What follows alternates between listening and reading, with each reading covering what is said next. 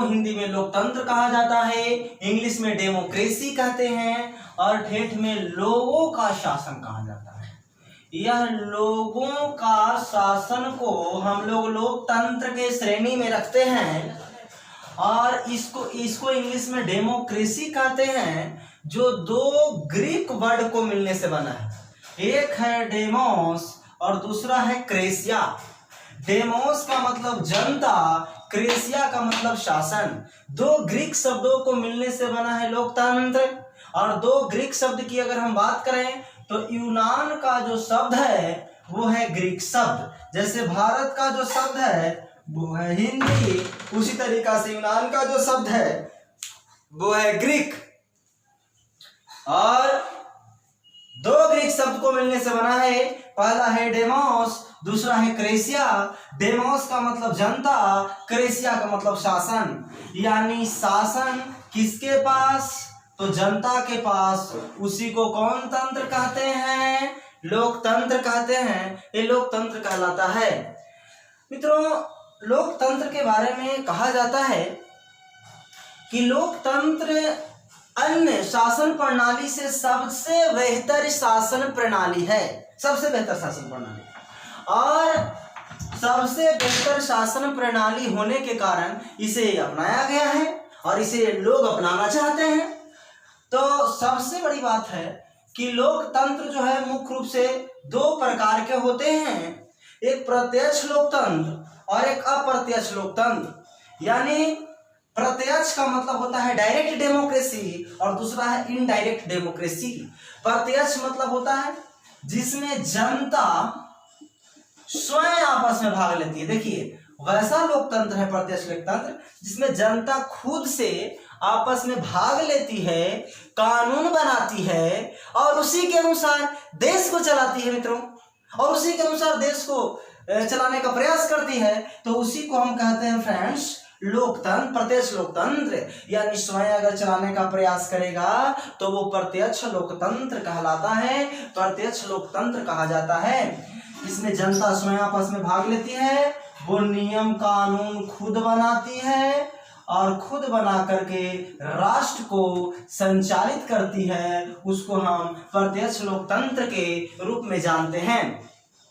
जैसे में एक देश है मित्र जिसका नाम है स्विट्जरलैंड। स्विट्जरलैंड है जहां पर प्रत्यक्ष लोकतंत्र है। मात्र एक देश है स्विट्जरलैंड जहां प्रत्यक्ष लोकतंत्र है, क्योंकि इसकी आबादी कम है, इसीलिए यहाँ प्रत्यक्ष लोकतंत्र सफल भी है। दूसरा लोकतंत्र है मित्रों अप्रत्यक्ष लोकतंत्र। अप्रत्यक्ष लोकतंत्र वैसे लोकतंत्र है जिसमें जनता स्वयं आपस में भाग नहीं लेती है, जनता का जिताया प्रतिनिधि भाग लेता है। जनता द्वारा जो भी चुन करके आते हैं वो इसमें भाग लेते हैं। जैसे एमएलए मित्रों, member of parliament, member of legislative assembly के जो सदस्य होते हैं वो आपस में भाग लेते हैं, नीति नियम कानून बनाते हैं, उसी से राष्ट्र व राज्य का संचालन होता है। तो वैसे लोकतंत्र को कौन लोकतंत्र कहते हैं? अप्रत्यक्ष लोकतंत्र कहते हैं। जैसे में प्यारे मित्रों भारत, पाकिस्तान, बांग्लादेश इत्यादि आते हैं। ये सब मित्रों आने का प्रयास करता है, प्रयास नहीं हल्की सफलता भी हासिल की है। आगे हम बात करते हैं मित्रों तो शासन के आधार पर लोकतंत्र। देखिए स्टेट एग्जामिनेशन में थोड़ा सा शिक्षा का एग्जामिनेशन है, थोड़ा सा तो प्रश्न में जो ट्विस्ट पॉइंट है उसको तो ऊपर नीचे करेगा ही। तो इसमें जो है शासन के आधार पर लोकतंत्र दो प्रकार के होते हैं। एक होता है जिसे आप कहते हैं अध्यक्षीय शासन प्रणाली और एक है जिसको आप कहते हैं संसदीय शासन प्रणाली।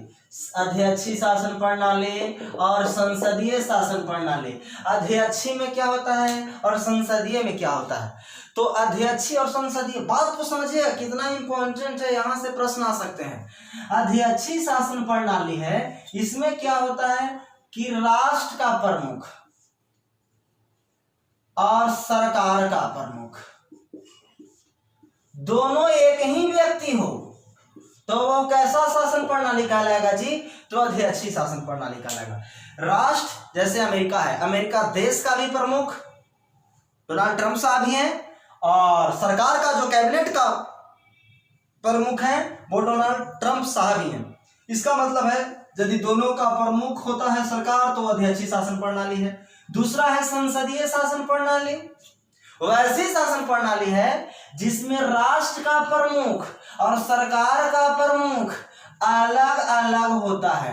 राष्ट्र का और सरकार का जो प्रमुख होता है वो अलग अलग होता है, वैसी शासन प्रणाली को हम संसदीय शासन प्रणाली कहें। दोनों का अलग अलग है, राष्ट्र का भी हो और सरकार का भी हो, दोनों का जो प्रमुख होता है वो अलग अलग होते हैं। जैसे हमारे देश भारत में अगर बात करें प्यारे मित्र, तो आप ध्यान से देखिए, माननीय महामहिम राष्ट्रपति महोदय वो तो राष्ट्र का प्रमुख होते हैं, लेकिन जो सरकार का प्रमुख होता है वो भारत में प्राइम मिनिस्टर होता है, जो कि प्रधानमंत्री मोदी हैं। तो मित्रों, इस तरीके से हम शासन प्रणाली को समझें। आगे अगर हम बात करें तो लोकतंत्र को मजबूत करने के लिए एक व्यवस्था आया है जिसका नाम है विकेंद्रीकरण। विकेंद्रीकरण इतना महत्वपूर्ण है मित्रों कि विकेंद्रीकरण की सहायता से ही कह लीजिए तो आप जनता तक किसी भी अधिकार का पहुंच सुनिश्चित होता है, अन्यथा संभव नहीं होता है। जैसे अगर हम आपसे कहें फ्रेंड्स, ध्यान दीजिएगा, जैसे आपसे हम कहें तो सबसे ऊपर प्राइम मिनिस्टर जो होता है, केंद्र सरकार जिसको कहते हैं, केंद्र के नीचे राज्य होता है, राज्य के नीचे जिला होता है, जिला के नीचे अनुमंडल होता है, अनुमंडल के नीचे प्रखंड होता है, प्रखंड के नीचे पंचायत होता है, पंचायत के नीचे गांव होता है, गांव के नीचे घर होता है, घर में परिवार का समूह होता है, परिवार व्यक्ति के समूह से मिलकर के बना है। बताइए यहाँ से कोई भी योजना चलेगा, यहाँ पहुंच सुनिश्चित करने के लिए सत्ता का बंटवारा विभिन्न स्तर पर किया जाएगा कि नहीं किया जाएगा मित्रों?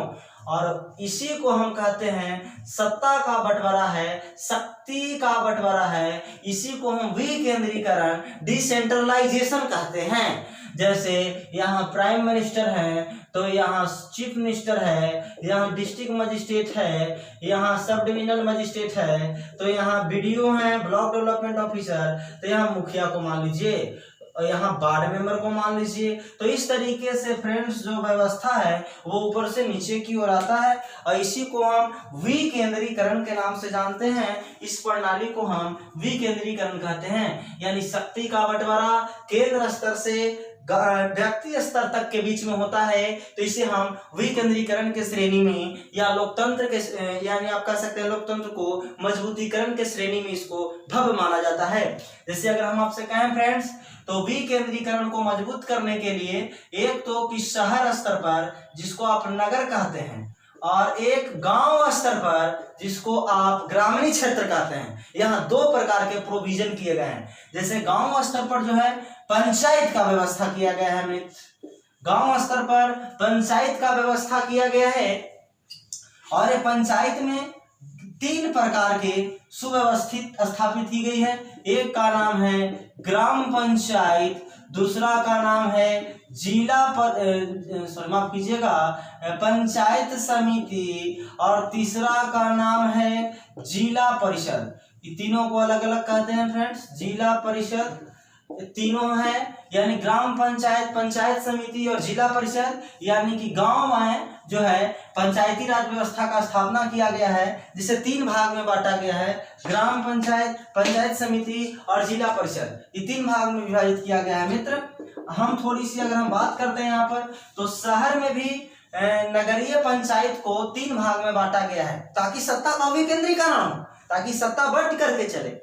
तो यहाँ पर जो व्यवस्था किया गया है, यहाँ पर मैं आपको बता दूं, नगरीय शासन प्रणाली में तीन प्रकार का सिस्टम है। पहला है नगर पंचायत, दूसरा है नगर परिषद, क्योंकि शहर को परिषद नगर भी कहते हैं, और तीसरा है नगर निगम। इस तरीके से है प्यारे फ्रेंड्स। अब आप बात करते हैं हम ग्राम पंचायत पर। तो तो ग्राम पंचायत जो है पंचायती राज व्यवस्था का एक स्वरूप है जो गांव में डेवलप हो चुका है। प्यारे मित्र, अब ध्यान देने वाला बात है कि ये पंचायती राज व्यवस्था है क्या। तो कहता है कि गांव को संचालित करने के लिए एक नवीन पद्धति है, इसी को हम पंचायती राज व्यवस्था के श्रेणी में रखते हैं। अगर हम बात करें फ्रेंड्स, तो इसका जो है पंचायती राज व्यवस्था का जो स्थापना दिवस कह लीजिए, तो गांधी जी हमेशा कहते थे कि गांव के विकास के बिना भारत का विकास संभव नहीं है, इसलिए गांव का विकास करना बहुत जरूरी है। इसीलिए 2 अक्टूबर गांधी जयंती के दिन 1959 में राजस्थान के नागौर जिला से, राजस्थान एक राज्य है और वहां का नागौर जिला से जो है आपको हम क्या कहें, तो इसका स्थापना या आप कह लीजिए तो कि इसका उद्घाटन किया गया था, पंचायती राज व्यवस्था का शुरुआत किया गया था, आप कह सकते हैं 2 अक्टूबर 1959 ईस्वी को माननीय प्रथम प्रधानमंत्री पंडित जवाहरलाल नेहरू के द्वारा। लेकिन इसका संवैधानिक दर्जा मित्रों 1992 में 73वीं संविधान संशोधन के माध्यम से इसे संवैधानिक दर्जा दिया गया पंचायती राज व्यवस्था को। और जब 73वीं संविधान संशोधन के द्वारा इसको दर्जा मिल गया तो इसके लिए विशेष प्रावधान, विशेष पैकेज की व्यवस्था प्रधानमंत्री जी के नेतृत्व में भी और माननीय राज्यपाल के भी नेतृत्व में भी राज्य में किया जाने लगा मित्रों।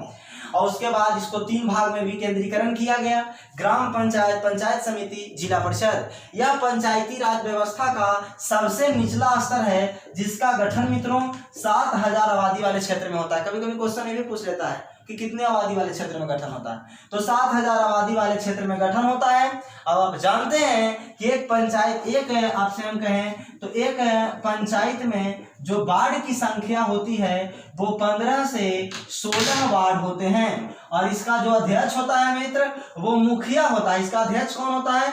मुखिया होता है। इसलिए कभी कभी प्रश्न भी पूछ लेगा आपसे कि ग्राम पंचायत का अध्यक्ष निम्नलिखित में से कौन है, तो मुखिया है। और सचिव की अगर हम बात करें मित्र तो सचिव में ग्राम सेवक या ग्राम पंचायत का कह सकते हैं ग्राम सेवक गांव वगैरह में घूमते रहता है, ये सरकारी सेवक होता है जो सेक्रेटरी होता है ग्राम जो है पंचायत का। दूसरी बातें अगर करें फ्रेंड्स तो पंचायत समिति की बात करते हैं, तो पंचायत समिति देखिए तो ये ऊपर और नीचे दोनों को जोड़ने का काम कर रहा है। पंचायत समिति है वो ग्राम पंचायत और जिला परिषद दोनों को जोड़ने का काम कर रहा है। इसीलिए कभी कभी क्वेश्चन ये भी पूछता है कि ग्राम पंचायत और जिला परिषद के बीच योजक कड़ी का कार्य करता है, जोड़ने का कार्य करता है, कौन करता है जी? तो पंचायत समिति करता है, ये दोनों को जोड़ता है। यानी जिस तरीके से मान लीजिए कि फादर हैं तो ये मदर हैं, तो एस मतलब सन माने बेटा, बेटा बदमाशी किया, माँ के पास चला गया, बाबूजी उधर आए गर्म हो गए, तो इस तरीके से दोनों में मीडिएटर का काम करेगी। कि होता है बचपना में आप भी कम बिगड़े हुए नहीं थे, अगर इस तरीके का सिचुएशन अगर आज है तो समझा जाए इस तरीके से।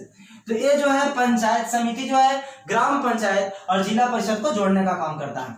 इसका जो गठन होता है वो 5000 आबादी वाले क्षेत्र में होता है, मात्र 5000 ग्राम पंचायत समिति का। और इसका जो अध्यक्ष होता है वो प्रमुख होता है और सचिव जो होता है इसका अध्यक्ष जो जनता के द्वारा चुन के जाएगा वो अध्यक्ष ही कहलाएगा।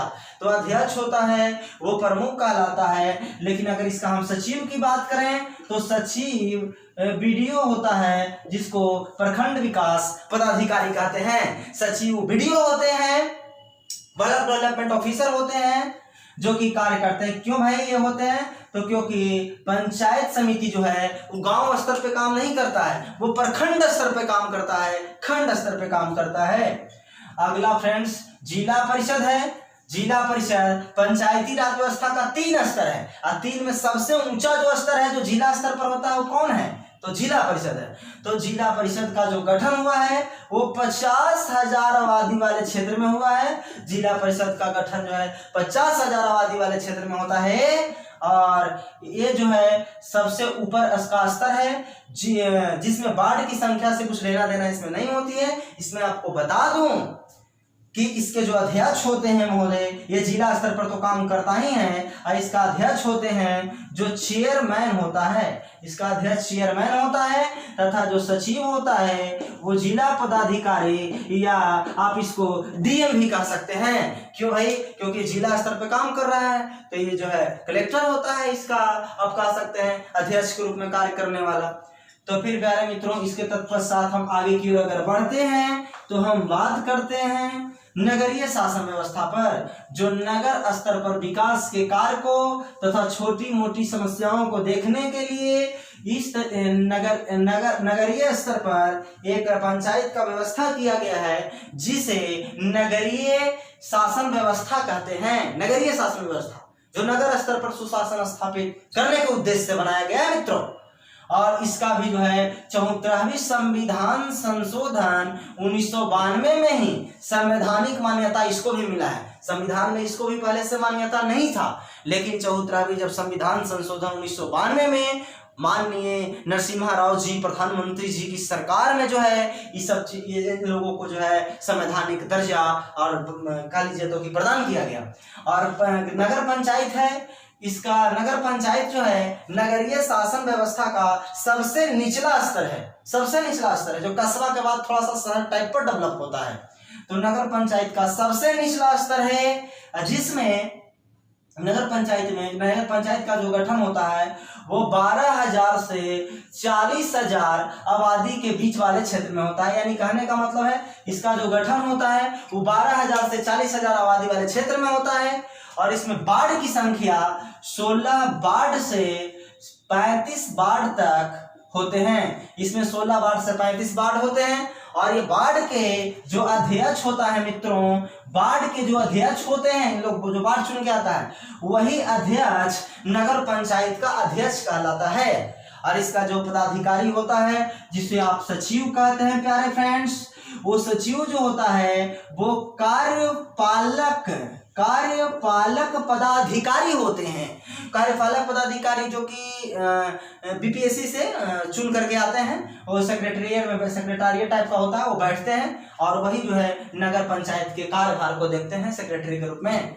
अब देखिए ऊपर से और नीचे से दोनों को जोड़ने का काम कर रहा है। तो प्रश्न भी बन सकता है कि निम्नलिखित में से योजक कड़ी का काम नगर पंचायत और नगर निगम के बीच कौन करता है? तो नगर परिषद करता है। जैसे जहानाबाद नगर परिषद में आते हैं तो कहा जाता है कि इसका जो गठन है वो 2 लाख से 3 लाख आबादी वाले क्षेत्र में होता है। 2 लाख से 3 लाख आबादी वाले क्षेत्र में इसका गठन होता है। प्यारे मित्रों, कभी कभी प्रश्न भी पूछ लेते हैं कि 2 लाख से 3 लाख आबादी वाले क्षेत्र में निम्नलिखित में से किसका गठन होता है? तो नगर परिषद का। तो 2 लाख से 3 लाख आबादी होता है। ये जो है नगर पंचायत नगर निगम दोनों को बीच योजक कड़ी का कार्य करता है। और इसके अध्यक्ष, तो हमने अध्यक्ष जो होता है इसमें वार्ड पे डिपेंड करता है, लेकिन इसमें मुख्य रूप से सचिव की ही बात किया जाता है। तो इसमें जो सचिव होता है जो बीपीएससी से ही चुन करके आते हैं वो होते हैं नगर परिषद पदाधिकारी कहलाते हैं।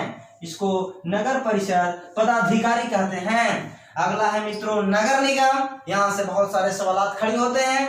नगर निगम जो है नगरीय शासन व्यवस्था का सबसे ऊंचा स्तर है या सबसे बड़ा स्तर है। इसका जो गठन है 3 लाख से अधिक और 1 करोड़ तक आबादी वाले क्षेत्र में किसका गठन होता है? तो नगर निगम का गठन होता है। यहाँ से लेकर के यहाँ तक के बीच में अगर गठन हुआ तो समझ लीजिए इतनी आबादी के बीच, तो इसको हम नगर निगम के रूप में जानते हैं। इसमें वार्ड की संख्या मित्रों 35 वार्ड से लेकर करके 75 वार्ड तक होता है। कभी कभी मैक्सिमम वार्ड की संख्या पूछ लेगा कितना होता है, तो 75 वार्ड होता है। किसमें? नगर निगम में 75 वार्ड तक, इससे ज्यादा नहीं होते हैं फ्रेंड्स। तो 75 वार्ड तक होते हैं। और यही वार्ड का जो अध्यक्ष होता है मित्र, वही किसका अध्यक्ष होता है? तो नगर निगम का होता है, जिसको आप मेयर भी कहते हैं और हिंदी में इसे महापौर भी कहा जाता है। इसको महापौर भी कहा जाता है फ्रेंड्स। आगे अगर हम बात करें तो इसका जो अध्यक्ष सचिव, अध्यक्ष तो हम लोग देख लिए मित्र, जो सचिव होता है एक आईएएस रैंक का अधिकारी होता है, एक आईएएस कलेक्टर रैंक का अधिकारी होता है, इंडियन एडमिनिस्ट्रेटिव सर्विस का पदाधिकारी होता है, जो नगर निगम आयुक्त कहलाता है, नगर निगम कमिश्नर कहलाता है। तो प्यारे मित्रों, इस तरीके से नगर निगम की बातें की है। हाँ, सर्वप्रथम जो है नगर निगम का जो गठन हुआ था वो 1668 ईस्वी में, आपकी जगह 1668 ईस्वी नहीं, हाँ 1688 ईस्वी में मद्रास का नाम सुने होंगे। मद्रास जिसको आज वर्तमान में चेन्नई कहा जाता है, वर्तमान में चेन्नई कहा जाता है। सर्वप्रथम नगर निगम का घोषणा चेन्नई को ही किया गया था। इससे पहले भारतवर्ष में कोई भी क्षेत्र ऐसा शहरीकरण का नहीं था जो कि नगर निगम के रूप में हो, और इसीलिए सर्वप्रथम इसको आप कह लीजिए तो कि नामांकित भी किया गया। जबकि बिहार की राजधानी पटना को 1952 ईस्वी में नगर निगम घोषित किया गया। किसको किया गया जी? तो पटना को घोषित किया गया। कभी कभी प्रश्न स्टेट में ऐसा भी पूछ लिया करते हैं मित्र कि बिहार से भी संबंधित, तो नगर निगम का जो स्थापना पटना को 1952 ईस्वी में किया गया। तो इस तरीके से फ्रेंड्स मुझे लगता है कि यह टॉपिक भी लगभग आपको मैं बता चुका हूं और क्लियर भी कर चुका हूं।